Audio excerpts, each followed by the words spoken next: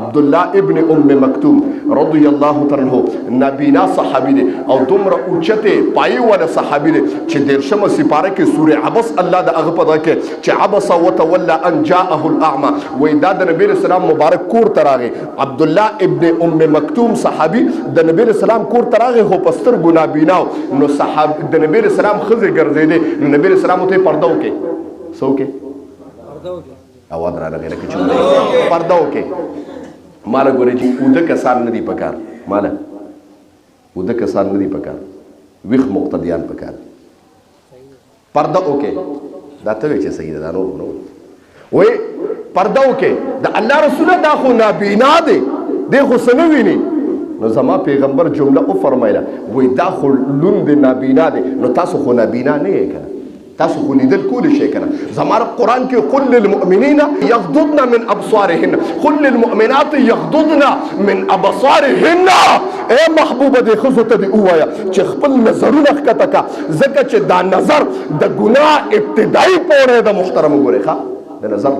د نظر نه ابتدا کېږي د ګناه محترم نظر وګوري په ذهن کې تصور راشي په زړه کې د ګناه اشتها پیدا شي بیا اندامونه تکذیب کوي یا تصدیق کوي علما په دې پوهیږي اندامونه تکذیب کوي یا تصدیق کوي اندام او باسي زما محترم بیا ډېر پښتو کې او بس نظم تاسو خو می چې ور خلک کې پوهه خلک کې پوهیږي محترم نو خبره مې دې پر کوله چې الله وایي چې کله تاسو کې بے حیايي عام شو او یو قوم ته شکست نه ملاويږي لیکن مضبوط قوم ته شکست نه ملاويږي مګر په یو شی باندې ملاويږي چې هغه بے حیايي ده کم قوم کې بے حیايي رااله دي ته د الله د طرفه څخه د مخلوق د طرف نه شکست ملو شو دا د الله په نسبت باندې نل دي دا د الله په نسبت باندې صفر دي چې انسان کې حیا نشته ایمان لمن لا حیا له حیا نشته نو بس ایمان نشته دا ته مکوه وګوره په معاشره کې چې کوم خلک بے حیا دي نو وسره دا جمله متصل ده چې دا خلک بی ایمان هم دي محترم دي کې ایمان هم نشته چې حیا نشته انسان کې حیا او پاک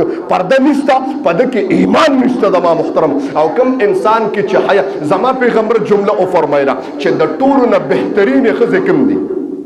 صحابه مشورې ورکولې د الله رسوله چې کوم خزه د خاون فرمان برداري بدا بهترین خزه دا بهتر نبی رسول الله او دا خبرم صحیح ده وی د دینه بهترین خزه کوم دي ارچا جدا مشوره ورکوله نو حضرت علی رضی الله تعالی عنہ کور تر منډ کړه نو د فاطمه الزهرا رضی الله تعالی عنها تاسو کو وی نبی رسول الله مبارک فرمایل چې بهترین بیبیانه او خزه کوم دي نو فاطمه ورته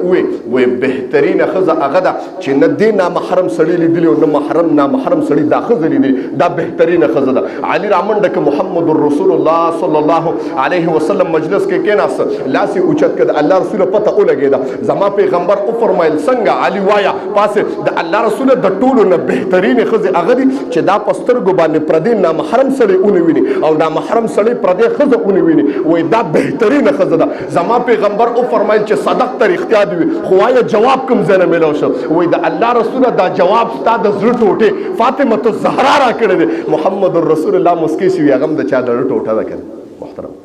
هغه ته پته ولګیدا هغه ته پته و زما محترم چې اصل شی سره په انسان کې حیا ده ما د عثمان ذینورین خبره کوله عثمان ذینورین رضی الله تعالی عنہ چې په اوسل خانه ته نه وته نو اوسل خانه کې به سره د کپړو لامبل وای ما چې ته بغیر کپړو بیا اون لامبل چاته نه تاسو کو حضرت وای حضرت اوسل خانه کې حسن ښکاری سوکنیه وای قسم دې بار د خلکو نه حیا راځي په اوسل خانه کې د الله نه حیا راځي محترم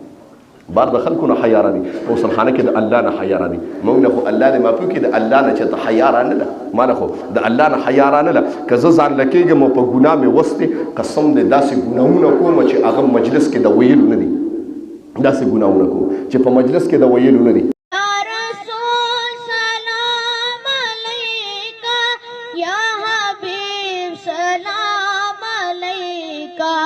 سلام